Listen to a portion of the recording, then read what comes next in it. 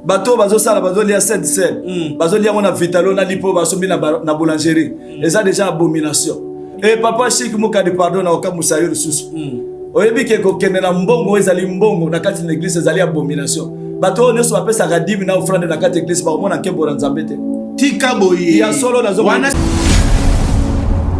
est-ce que Jésus Christo akufa mana ikulusu poto monaki batu ya neo bachaka yeboye batu église catholique bachaka boye bekolo mususu bachaka yeli boso boye est-ce que Jésus Christo akufa na ikulusu histoire wana ba créer yango pona kokosa peuple de Dieu o ba bengi ba chrétien na ikulusu Yesu akufa na ikulusu te parce que batu batanga la Bible mabe Yesu akufa na ikulusu te mutakufa na ikulusu za masumu na ngana yo o bakena ikokoma ngone ikulusu donc mutakufa na ikulusu Yesu te parce que Yesu c'est la chair Yesu apesa ki biso lobiko te mutapesa ki biso lobiko c'est Christ prouver biso na verset ligne na prouver bino simple to ça peut na tina otanga verset ngote po batumi ba yebiango OK Yesu alobi na bino neso na kati église mwana mwasi apesi mbongo koleka batuni soto oyebi verset ngote siko bango ba interpréter mal Papa Chic eloko eza mobimba na yo eza bombimba c'est ça bon moyena yo. Ça c'est une parabole, Matthieu chapitre 13 verset 34. Mutune sabenga ma chrétien za mopakano. Ah mona kembo na yawete. Oui, parce que battu va interpréter Bible mabe. Malembe papa. Ngani ngama mamozolo est très important dans le peuple de Dieu. Mais oui. Mais kokena on likoli kolo bomote. O lobi ba chrétien baba nani? Baza ba pakano. Pona ni ba pakano. Et parce que batangi Bible mabe. Mon chrétien mutina wapi? Est-ce que Satan travaille à la service de Dieu? Oui, Satan c'est un serviteur, un bon serviteur de Dieu. Nalolengeni. Nalolengeni. Soko toke na Job chapitre 2, de comment akotangela biso soko akotanga. Na Job chapitre 2 tokobona Satan zokota directement tina kati ya ndako nzambe. Si soki ndako nzambe za la lola. Donc tozolo ba ke Satan kotaka na lola. Job chapitre 2 obani na verset 1 tina verset 4. Yango papa Chic na biso ba chrétien baza ba pakano. Jésus qui sabota le 10 mars. Ah, date ça la carte la Bible. Mais batika na ko mona ngo jamais. Bango bazo kende ko fêter Noël. Pas baza ba pakano, baza ba sale, baza ba na nzambeta. Na mo bazu ya ba chrétien za dans libanda. Vous faites biso ngokasi. Que Satan za na na pas nzambe, azali policier ya nzambe. Oh, oui, Satan za policier ya nzambe. Donc bato to bazaka ko combat spirituel, o to zo benga ba démon, o to zo lier Satan. Baza ba pakano ba vrai ba pakano. Combat spirituel toyoka na sango wana. Baza ba pakano oyo azomona ke bakambo na zolo beza lukuta abenga yo.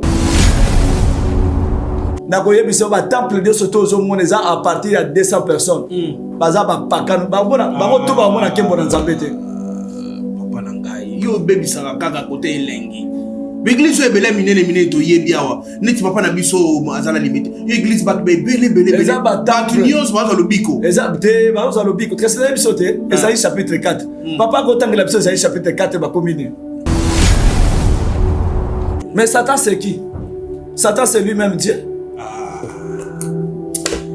Na Genèse balobi, Nzamba ya lobi na dambu mo Goliath. Ayete wana jardin de na kata jardin de Nzamba lobi mbumo e Goliath. Kalobi ni Dieu ne tente jamais personne dans le bien. Mais eloko okamwa bazo yebisa biso na jardin balobi l'homme est devenu comme nous en connaissant le bien et le mal. Mais oui, c'est la Bible na oza mbela mini mibale. Batunde baza l'interprétation mabe. Po mutaza lokola Nzambe fa yeba mabe na malamu.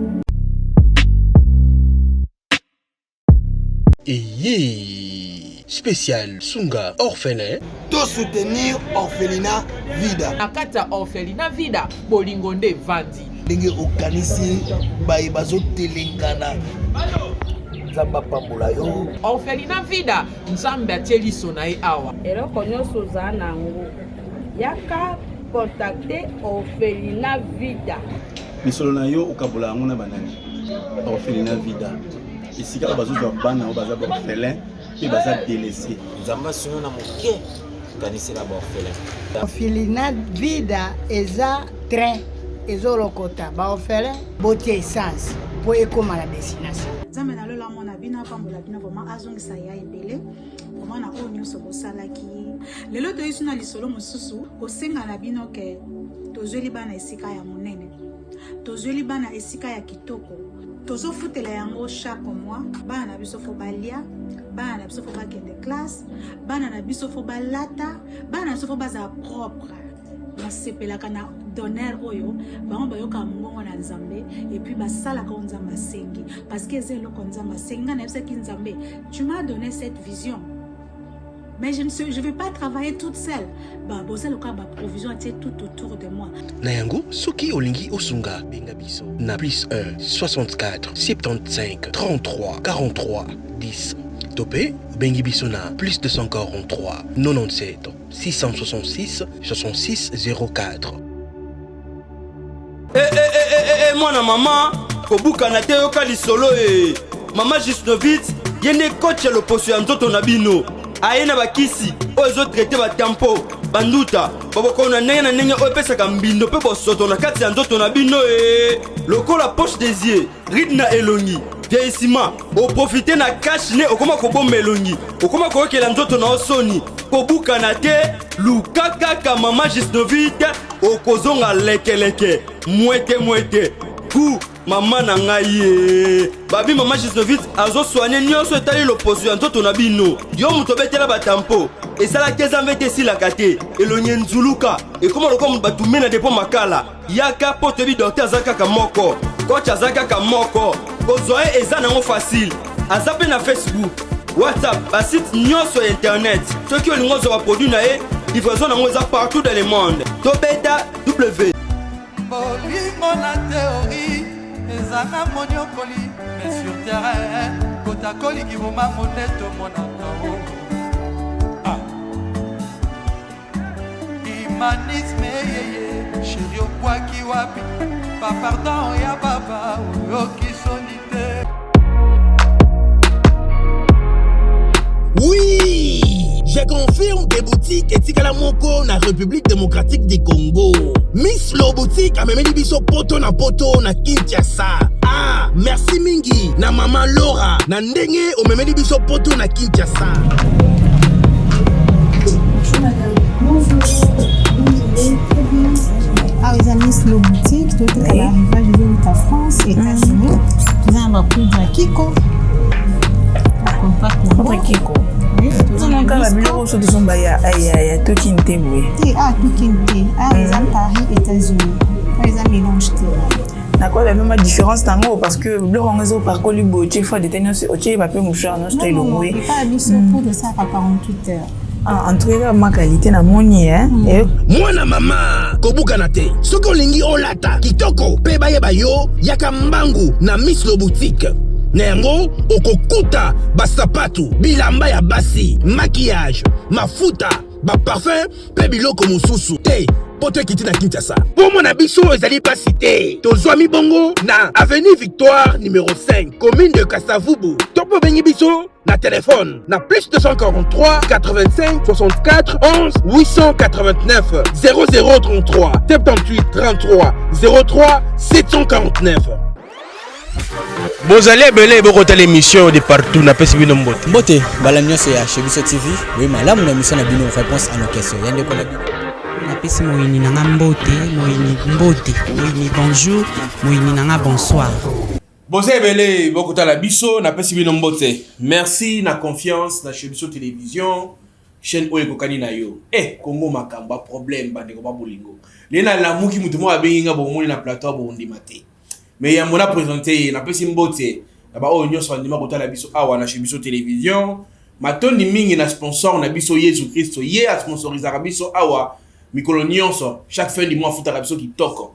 Matoni mingi na ndeko Maman Emily Setsi mainga moi Nzambe depuis Canada maman mbote na yo esika ozwami. Merci na orphelinat kitoko sali pona bana balia bamela basepela. Nzamba mona yo nzamba pambola yo. Matoni mingi pe na oya benga mibongo na kombo ya Patrick Kimbuta na pesio mbote. Merci na ba oyo nyonso balingaka chaîne oyo te mbote na bino. Na biki bolingaka biso te mais ngana lela bino makasi. Yo nano s'abonner s'abonner parce que to comme na 150 000 abonnés, c'est pas donné à tout le monde. Na yambo to banda na pesi pe matoni mingi na Lydia Setsi babi kala mingi te bako koya na mabele Merci mingi na Lidi Mukadi ma femme. Merci pe na ba oyo batala biso na ba province kataka comme mouvement ikemena mbote na bino. Congo makambo zanga raté. Tovandi kaka boy ote les fous de Jésus ayi. Oboyo kala banzembo na yembi na plata lelo. Akoloba nini? Nzambe na ngana lembi Congo yo ngai tina kokanga bisaka na ngala ke mboka mususu. Po makambo na mona kana chebiso kaka awa. Papa na pese mbote. Mbote papa. Oh, viens Dios, Tonini, mon papa, comment on a? Le fou de Jésus. Est-ce qu'il y a un fou de Jésus ici? Et ça n'est yo? Gaïo. Le fou de Jésus. Ya voilà, il y a moto en émission to sambela. Est-ce que vous sambela? Est-ce que vous êtes chrétien? Est-ce que vous sambela? Na ibito soza na nini mais to sambela quand même bien moto en émission.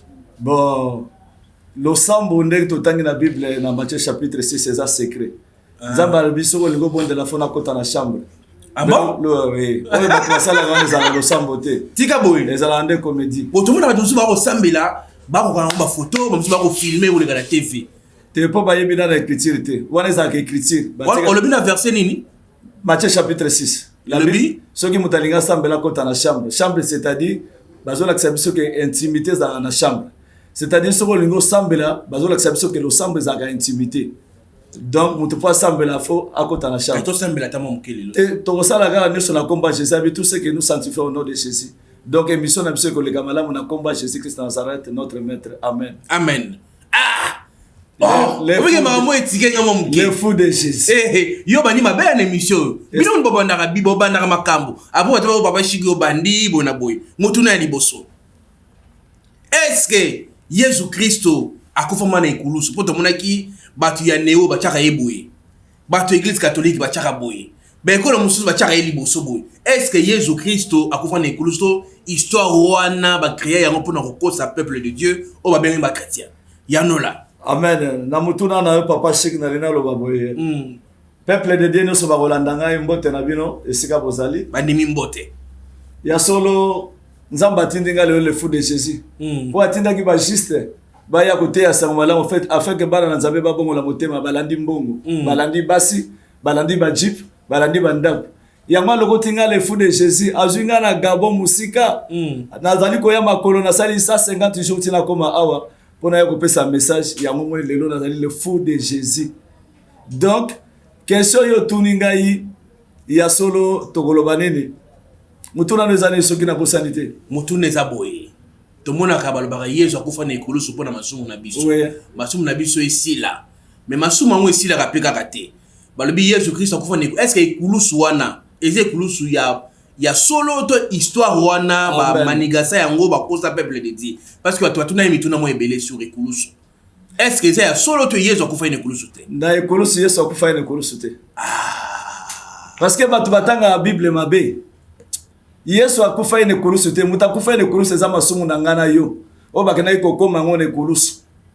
Donc mutakufa ine ekulusu Yesu te parce que Yesu c'est la chair. Yesu apesa ki biso lobiko te. Mutapesa ki biso lobiko c'est Christ.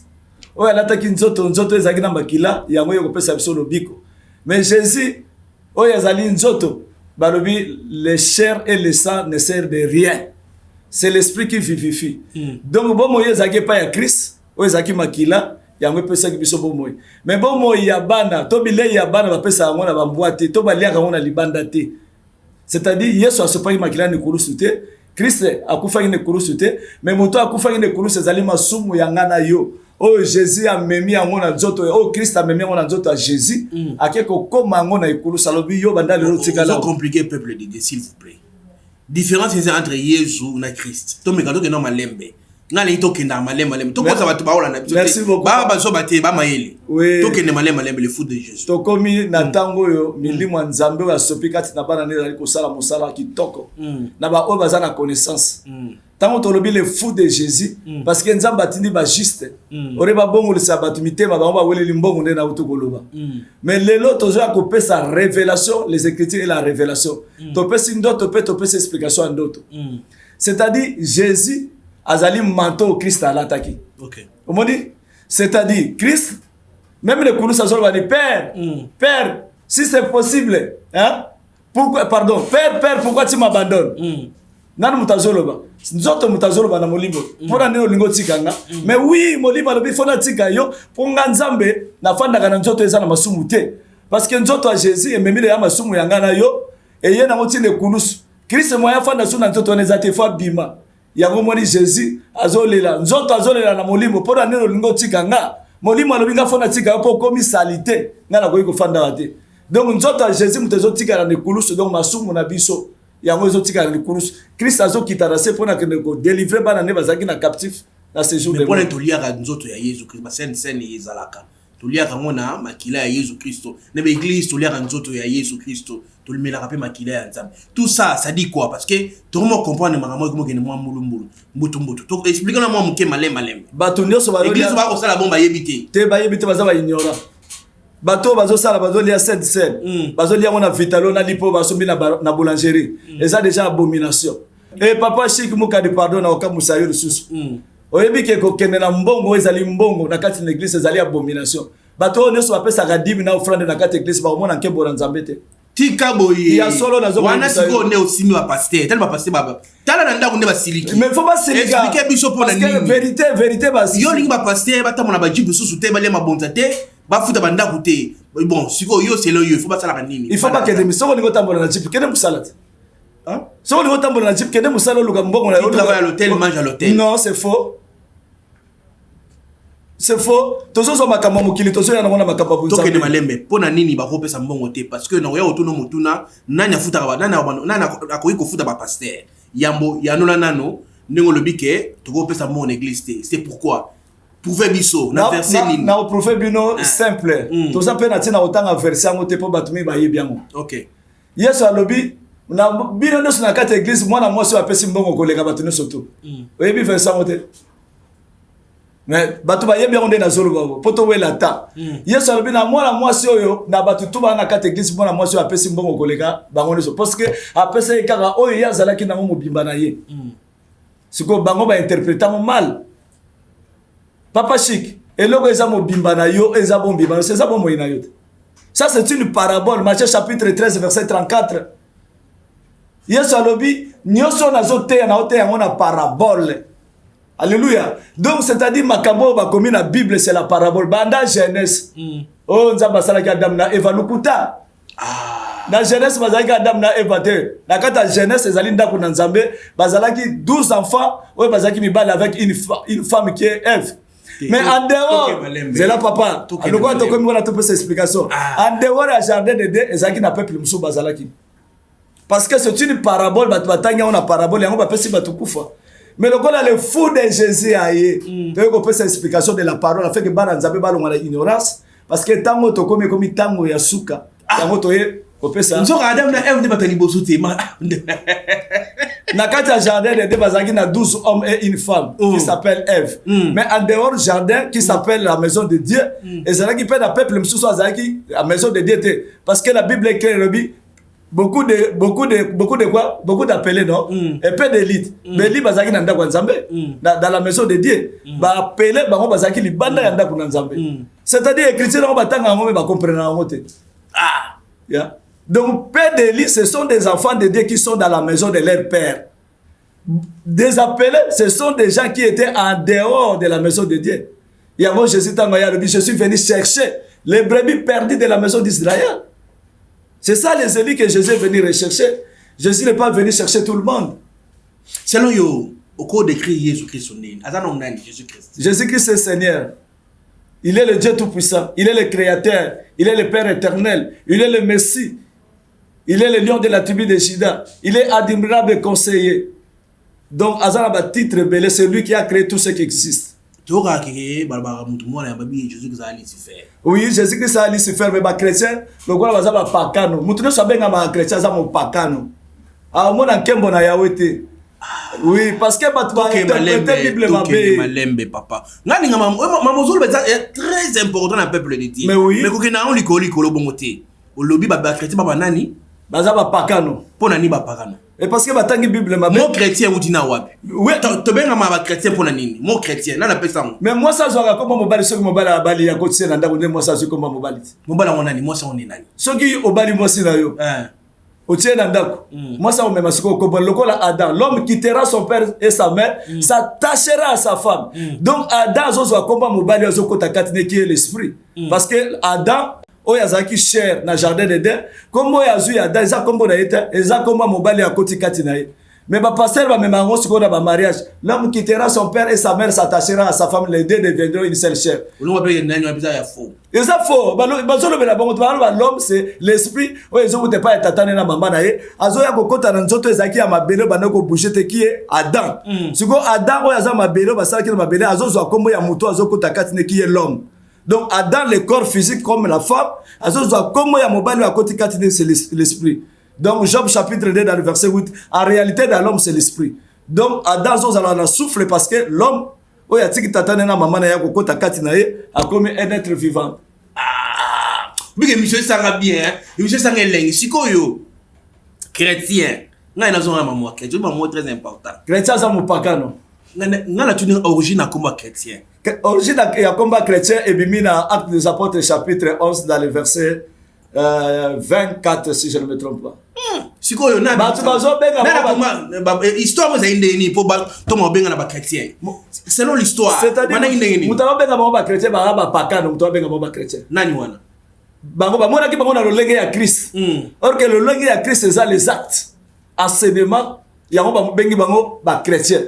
Mais bango mo ba to ba benga ba chrétien ba tikala ki jamais ko accepter ngo ke to za ba chrétien.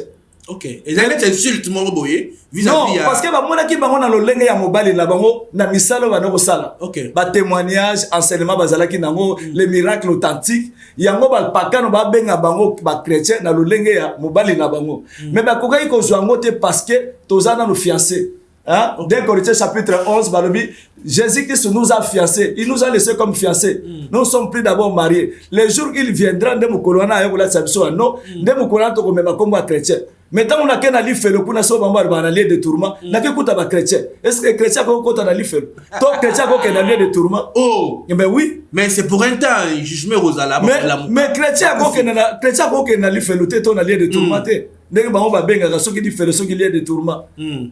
Biso to kende akuna to kuta ba tutu baza kuna ga ba chrétien na ba chrétien. Parenthèse moi na tuno matna na tuno rapidement pour na moni mamo kene biso. Est-ce que Satan travaille à la service de Dieu? Oui, Satan c'est un serviteur, un bon serviteur de Dieu. Na lolengeni. Na lolengeni. Soko toke na Job chapitre 2, ndeko mo akotangela biso soko akotanga. Na Job chapitre 2 tokobona Satan zokota directement tina kati ndako nzambe.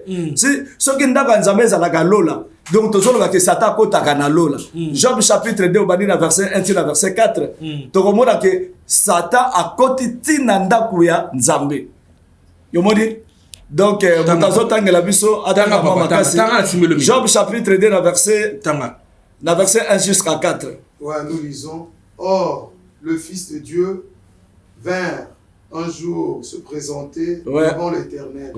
Et Satan vint aussi au milieu d'eux se présenter devant l'Éternel. L'Éternel dit à Satan, d'où viens-tu? Et Satan répondit à l'Éternel, de parcourir la terre et de m'y promener. Amen. L'Éternel dit à Satan. C'est bon mon frère, que Dieu te bénisse. On dit donc nzamba fandi na bana na kati ya salon na ye Satan koti. Akoma ki ndeni na salon nzambe. Parce que ayo ko pesa rapport na musalo ba pesa gaye ya sala. Parce que mo kilo ba pesa ki Satan za na pa nzambe azali policier ya nzambe. Oh, oui, Satan za policier ya nzambe. Donc bato to bazaka au combat spirituel o to zo benga ba démon to zo lier Satan. Baza ba pakano ba vrai ba pakano. Combat spirituel to yoka na sango wana. Baza ba pakano oyo azomona ke makambo na zolo beza lukuta abenga yo. Omoni nga fou de Jésus. Abenga yo to passer na débat. Na moi tango na tika parce que nazo kende pe na Somalie. Batindi nga fona leka na Somalie fona leka pe ti na kokoma na Ukraine pona que no sa guerre wana. Le fou de Jésus. Est-ce que Jésus-Christ est mort sur la croix? Jésus-Christ n'est pas mort sur la croix. C'est nos péchés qui est mort sur la croix. Ozo devie makamu ndenge nini? Yo ozo devie na chrétien ba okama na ndako. Papa to tika na isika ba chrétien. OK. Dans le même chrétien baza ba pakano. Parce que Jésus a le bien à Matthieu chapitre 28 verset 18. Allez, faites de toutes les nations mes disciples et enseignez-les à observer tout ce que je vous ai prescrit. Ayeba qui pour aller article qui biso moi chrétien parce que dans Isaïe chapitre 4 ezaki na basi mo bakangi lundi ti dimanche bango pe bayaki pa mobale ba bipesa biso kaka kombo na yo biso mo to sala miracle na biso mo to komi lesa biso mo to komi latisa yango Jésus aboyaki ko pesa bana na ye na kombo ya chrétien alobaki na tiki bino comme ba fiancé, c'est-à-dire ba apôtre bazali lokola bato e bazolongola ba rite na ba tâche na nzoto ya biso ba disciple mobali tango akoya azotala l'enseignement oyebi ke komba Jésus-Christ ne sauve pas, ce qui sauve c'est l'enseignement aux zakati na yo, c'est ça le nom de Jésus-Christ. Oyebi ke makambo yo ngana comprendre siko but na yo na objectif c'est quoi en fait pour le peuple de Dieu. Merci beaucoup na mutuna. Nzamba tinga etake le fou de Jésus. Est-ce qu'il y a un fou de Jésus ici tolobi? Oui, il y a un fou de Jésus ici. Nzamba tinga pota tinda ki basali na ye balandi mbongo. Atindi batebele balandi ba bien makila na bité. Donc on atindi ba juste pas bongo le sabana nga motema ba kokite. Siko na zo tinda un fou.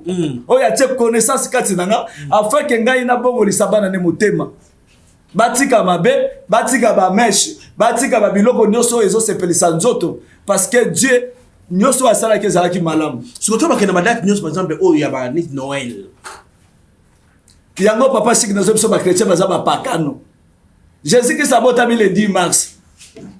Date za na kata Bible, mais batika na ko mona ngo jamais. Bango bazo kende ko fêter Noël, pas baza ba pakano, baza ba sale, baza ba na zambeta. Na mo bazu ya ba chrétien za dans libanda. Vous faites biso mo kasi. Papa ko tangela biso mo na Exode chapitre 12. Et place bazo l'accender Yesu azobotama. Na l'ombre, pe na réalité to komona ndenge Yesu azobotama na réalité. Parce que na Bible toza na biloko mibale. Toza na les préceptes et toza na l'enseignement du Père. Donc toza na la loi. Oyo makambo bazo l'acception na nzoto oyo Christ aya ko sala ngona molimo lokola makambo molimo to mona kate ya mo bazo l'acception makambo na nzoto poto comprendre tango ya molimo ekoya. Voilà, tout à fait. Donc Exode chapitre 12 à partir du verset 1 to komona ndenge ni nzamba zo pesa commandement mokolo Yesu abotamaki. Amen. C'est bon. Donc de quoi sur biso tanga. Alors nous lisons l'Éternel dit à Moïse et à Aaron dans le pays d'Égypte: ce mois-ci sera pour vous le premier de mois. Il sera pour vous le premier de mois de l'année. Parlez à toute l'assemblée d'Israël et dites: le deuxième jour de ce mois, on prendra un agneau pour chaque famille, un agneau pour chaque maison.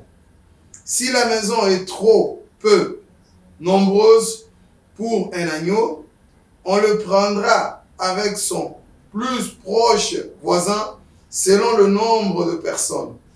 Vous compterez pour cet agneau d'après ce que chacun peut manger. Ce sera un agneau sans défaut, âgé d'1 an. Vous pourrez prendre un agneau ou un chevreau. Vous le garderez jusqu'au 14e jour de ce mois, et toute l'assemblée d'Israël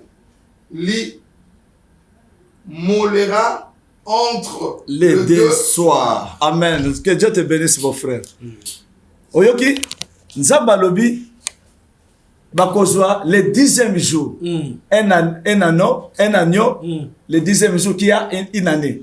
C'est-à-dire, agneau bazozwa, azokokisa une année le 10. C'est-à-dire, jour anniversaire na le 10, 2 jours wana bazozwa agneau. Mais bakofanda na ye pendant 4 jours. Donc, le 4e jour bazo liaye. Ezali l'ombre des choses à venir. Donc, Jésus azobotama le 10e jour pour akosala ministère à 4 ans. Akokufa le 4e année.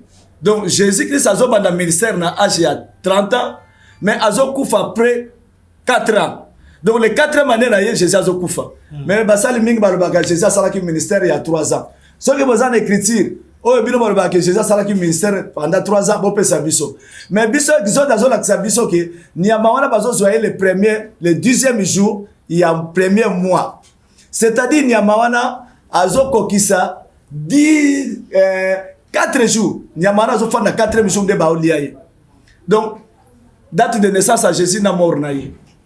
ozolanda bien. Très bien. Donc Jésus azobotama le 10 mars azoya kokufa les mêmes années. Pourquoi? Parce qu'il y a moto bengaka Pâques. La naissance de Jésus et la résurrection de Jésus.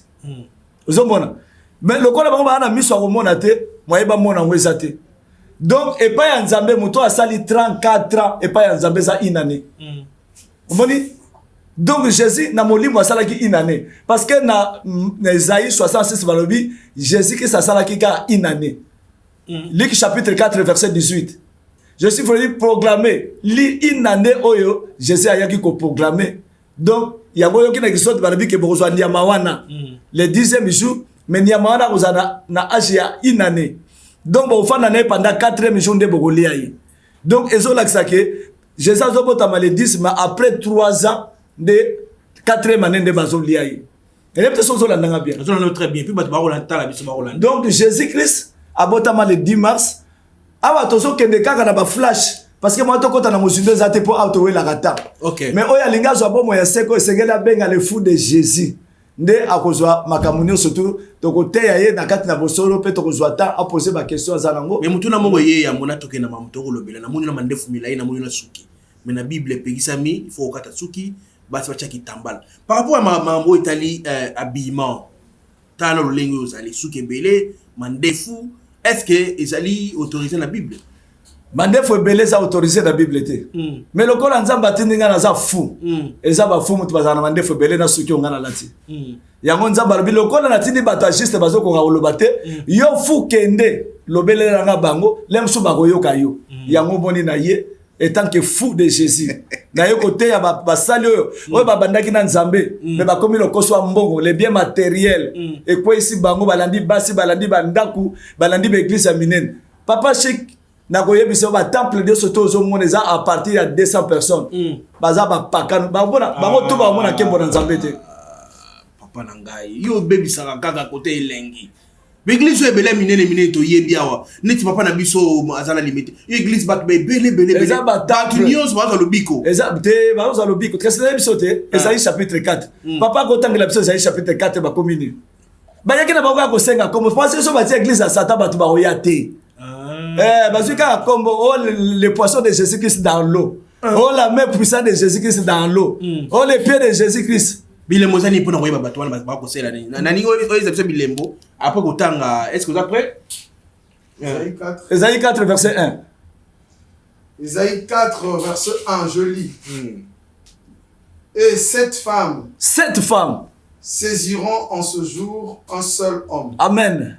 Et diront oui, nous mangerons notre pain et nous vêtirons de nos habits. Alléluia. Fais-nous seulement parler ton nom. Fais-nous parler ton nom. Enlève notre opprobre. Oyoki? Basi sambo. Ba ye pa ya Jésus et pas ya fiancé.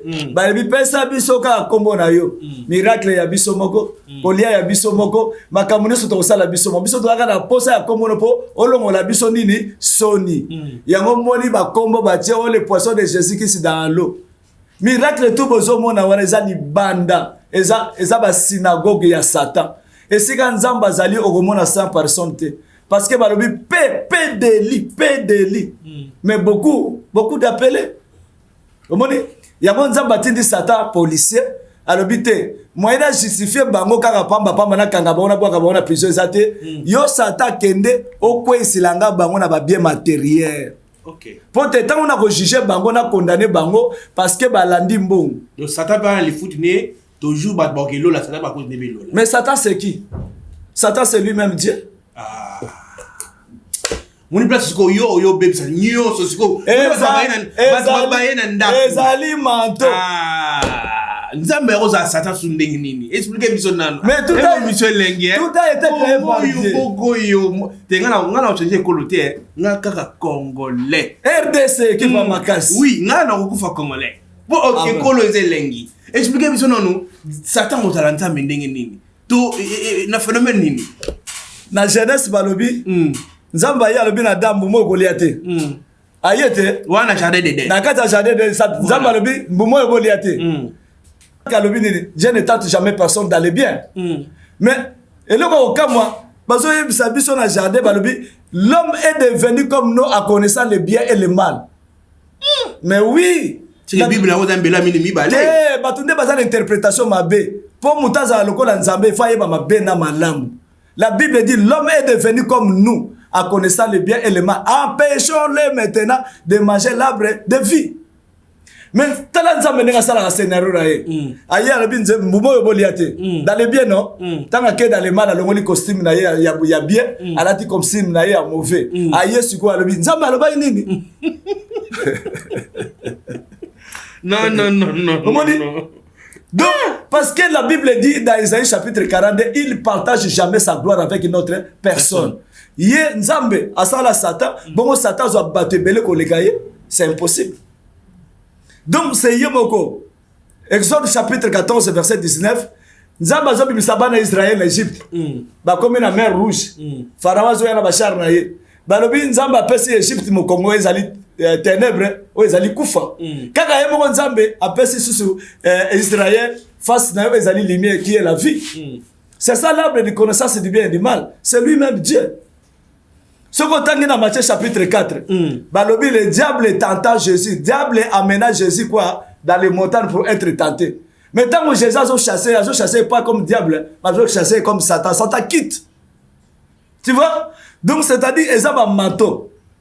Motune sali. Oui. Entre maman et baïsengai. Bon, ce que bateau bagenda kosimba bakisi ba sacrifier bateau. Ba rolia misunya bateau wana. Ils appellent nzambe nda rolia bateau. Oui. Voilà Satan.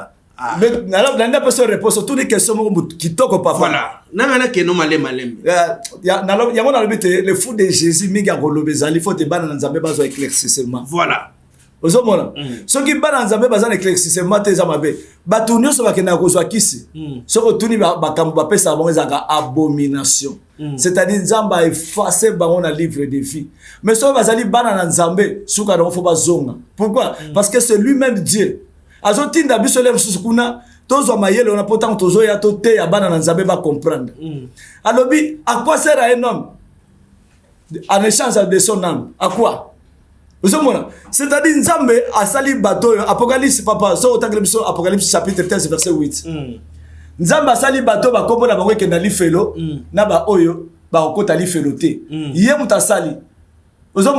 Jérémie chapitre 18 balobi nini? Nzambe lokola potier afandi azo sala sikoyo bikeko. Mais ba vase abana ko sala balobi abana ko sala ba vase mais ba vase abana ko sala mona kia kozala ki bien te. Yango tolobi ke na création nzamba sala ikaka date parce que écriture il y a Jérémie chapitre 18 verset 2 à 4 les autres biso que nzamba zo sala ba vase mais amona ki ba vase no sabana ko sala vase malamu ezala kité jusqu'à ce qu'il ko retrouver vase malamu o yemo ko fa kota kati. L'homme quittera son père et sa mère, s'attachera à sa femme, les deux deviendront une seule chair. Donc l'esprit il y a moi c'est mobile physique kitoko. Voilà bataille à mariage ezali banda. Ba passer baza ba pakano. Na apona na kota na musido yoga na baloba. Na mariage, babito bali sabino pour les meilleurs et les pires. Est-ce que nzambe tanga sala ki mariage sala yo pour les meilleurs et les pires? Biso to bala na ga pour les meilleurs, to bala pour les pires. Donc tant que passer aux obali sabat pour les meilleurs et les pires, aujourd'hui Satan continue na kati ndako lobi ataba ozana bola mpoza apena mabe. Non, biso to bala na ga pour les meilleurs. Donc bato nyoso bazo kene na kisi, baza ba oyo kombo na bango komama na buka bo moité, bango bazo wela ba bien matériel. Ya monzambe, lokola Satan zo la takazaka, azo sala échange na âme na bango. Omoni alors bobo so ba bien matériel o ngana bozana ngo besoin nzamba zui âme na bango mais apesi bango ba condition moko eza impossible. Mutu fo alia kaka na ye, mutu fo alia ka makila ya ba règle basi, mutu fo bima na mobile. Ça ce sont des abominations. Donc ba kozala jamais pardonner ya nzamba zo me bango na abomination parce que ba kombo na bango komama na buku na bo moité. Amen. Totanga amen. Totanga na la Bible quand même amen. Apocalypse chapitre 13 verset 7 à 8. Apocalypse chapitre 13 verset 7 à 8. Donc au moment la couleur tous a toujours na ba témoin tant que tu peux ça avec critique tous a toujours avec critique mais balo za comme témoin. Donc alobi ba oyo ba comme na ba comme na buku na bo moité atindi Satan mission comme policier azwa ba moi ke na bon affaire Oui, nous lisons. Et il lui fut donné de faire la guerre au sang et de le vaincre. Et il lui fut donné autorité sur toute tribu, Amen. tout peuple, toute langue et toute nation. Et tous les habitants de la terre l'adoreront, ce dont le nom n'a pas été écrit de la fondation du monde dans le livre de vie. Alléluia. De l'agneau qui a été immolé. Donc toutes les nations, toutes les tribus, Nzamba pèse autorité par Satan à dominer bango. C'est-à-dire Satan comme policier Nzambe, yé mutaye ko zwa bango, alaxa bango ba bien matériel, pour des jugements na bango na souka ezala correct. Sinon Dieu ne peut pas juger quelqu'un, ne peut pas condamner quelqu'un sans faute. Parce que lui, il est le juste juge. Il y a moi, si les bango bien matériel à partir de Satan, après il s'est bango bien matériel, afin que amna bango ils la justifier, hein, pour namkola souka bazwa ikatol na bango. Mais biso ba comme na biso comme na beaucoup na bomoi, des biso aussi parole de la connaissance. Il y a un moment où à côté il y a les écritures, toujours peut s'appeler avec la révélation. Parce que le corps et le sang ne servent à rien, mais c'est l'esprit qui vivifie. Voilà, Mitoune Zali, Montréal, combien de minutes on a déjà? C'est le voilà, Moutoune Zali. Amen. Est-ce que moi, ça va côté ya, toi côté ya té?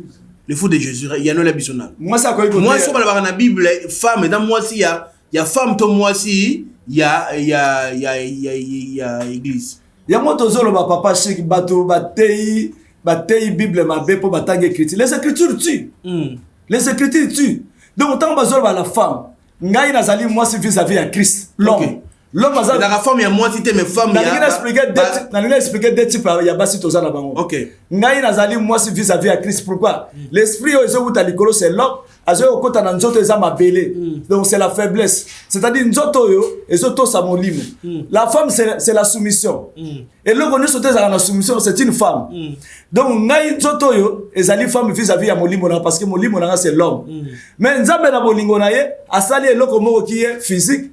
Aye ko sala la biso so eloko moko qui est spirituel. Donc la femme physique aye ko bimaso na kati nanga oyo azali faiblesse na ngai. Mais tant que la femme ne peut pas presser donc la femme qui est physique. A quoi côté à te pourquoi? Parce que la femme n'est pas sale là azana faiblesse mingi kati na ye. Azana na bata o ezalake o azana ba période boy na boy. A quoi ko mata devant chercher a quoi ko simba parole de Dieu. Femme appelle sa semence, c'était or que la parole de Dieu c'est la semence. N'est na zote ya boisa semence ozo be quoi ya pa ya bana na nzambe pe sa bango moy. Donc ce qui moi ça zote ya basi c'est comme bazo ça l'abomination. Donc ba lesbienne bazo ça lesbianisme. Amen. Donc une femme ne peut pas prêcher dans l'église de Dieu. Mais en dehors de l'église de Dieu, kabelo akola ta pantalon. Ya mona zo biso papa chiki ba chrétien baza ba pakano. Tala ba yembi dioso. Awana Congo est-ce que tu as ba yembi nzembe? Awana Congo est-ce que tu as une église nzambe? Ezali. L'église nzambe zate. Bo to mona ko ezali. Wana nazo c'est ça ba synagogue ya Satan. Parce que un enfant de Dieu c'est lui qui a l'enseignement. Père, j'ai fait connaître ton nom aux hommes que tu m'as donné. Le nom de Jésus c'est respecter les écritures. Ce n'est pas aller à l'église du bâtiment. D'avance nzamba lobi na mukanda na ye afin na ndako etonga na maboka batute. Toromina suka po comme au legisi. Toromina suka bande ko ba bolingo to za suite. Po le na muito sukia po na ri mutu passe. Ah te mutu passe. Mais c'est oui il faut que mutu passe parce que c'est le fou. C'est devant un fou. Aux hommes fous. Oui. En confiance aux fous. Oui. Moi aux numéro de téléphone le fou de Jésus. Dans un numéro de téléphone teme oya linga benga ngai zela natala papa le fou de Jésus suka za numéro de téléphone mais le fou za na téléphone te. Oya lingo benga ngana ko pesa numéro ya ndeko moko ya lokota kinga ya zola lisanga pa ina ya pesa numéro na ye. Papa est-ce que ko pesa numéro na ye mto lokota kinga na nzela? OK, c'est que ba ochona émission. Merci beaucoup papa. Il y a post téléviseur. Donc bana na nzambe oyo nous sabenga mi chrétien amu pakano. Oh combat spirituel bazo kanga Satan bazo tindile ba moto bango ne surtout ba omona nkebo na nzambe te. Moni bino bato oke na bo frère na ba mbongo na kati église ba omona nkebo na nzambe te. Oyo azana matoya koyoka yoka. Wapa azana motema ko simba. C'est le fou de Jésus. Donc on a nzamba tindi bato malamu bato baza mayele balandi mbongo yango azinga fou de Jésus na ya koloba na bana nzambe bobima na basinagogue ya Satan to pratiquer rien que l'amour neto na sima nango tokoyeba kotonga mboka po te lokumu zonge pa ya nkolo. Que Dieu vous bénisse. Merci mingi Moutaliboma ya Yesu. Les fous de Jésus. Ah, les fous de Jésus, voilà. Tout le monde a la français.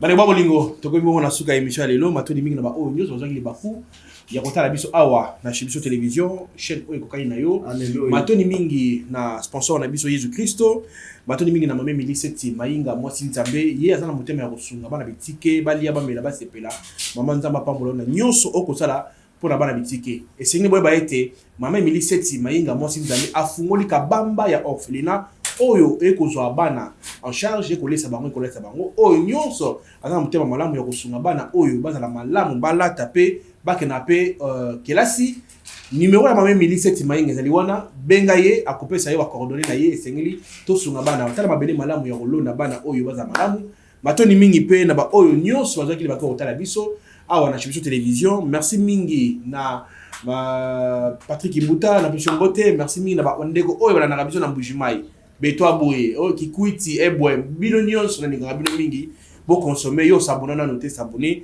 awa na biso télévision matoni mingi na Lidi Mukadi mwaso yanga matoni mingi na ba oyo nyonso balinga biso souté na peti bino mbote nzama pambola bino soko o sabona te s'abonner ndeko Chris matoni mingi Dinij Monsolo Elias pour la réalisation nzama pambola bino tokutani mbalasima soko Yesu Christ azonite. Bye bye.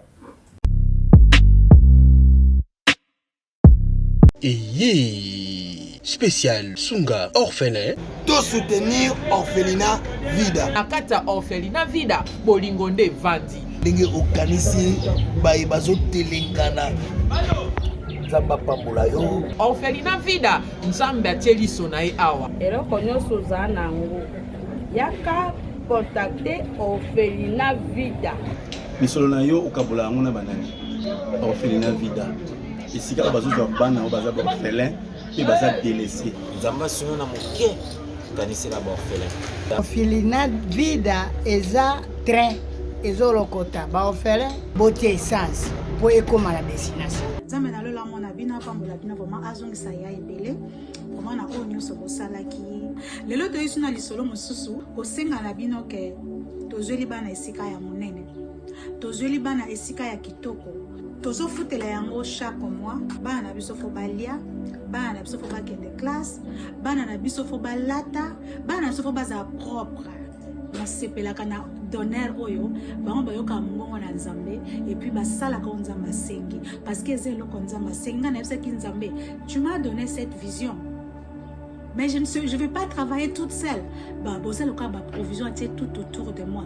Nayango, Soki Olingi Osunga, Bengabiso. Na plus 1, 64, 75, 33, 43, 10. Topé, Bengibiso na plus 243, 97, 666, 66, 04. Mwana mama, kobuka na te yoka lisolo Mama Gisnovitz, yende coach ya loposo ya nzoto na bino. Aena bakisi ozo traité ba tempo banduta baboko na ndenge opesaka mbindo pe bosoto na kati ya nzoto na bino lokola poche des yeux ride na elongi vieillissement o profiter na cash ne okoma kobomba elongi okoma koyokela nzoto na osoni kobuka na te lukaka ka Mama Gisnovitz okozonga lekeleke mwete ku mama na ngai babi Mama Gisnovitz azo soigner nyonso etali loposo ya nzoto na bino yo muto betela batampo esala kezambe te silaka te elonye nzuluka ekoma lokomo batumena depo makala yaka po tebi docteur azaka moko coach azaka moko kozwa eza nango facile aza pe na Facebook WhatsApp basite nyonso internet soki olingo ozwa baproduit na ye livraison nango eza partout dans le monde tobeta w bolingo na théorie ezanga monyokoli mais sur terrain kotakoli kiboma moneto monaka humanisme yeye chéri okwaki wapi pa pardon ya baba oyokisoni te. Oui, je confirme que boutique etikala moko na République démocratique du Congo. Miss Lo boutique amemeli biso poto na Kinshasa. Ah, merci mingi na mama Laura na ndenge omemeli biso poto na Kinshasa.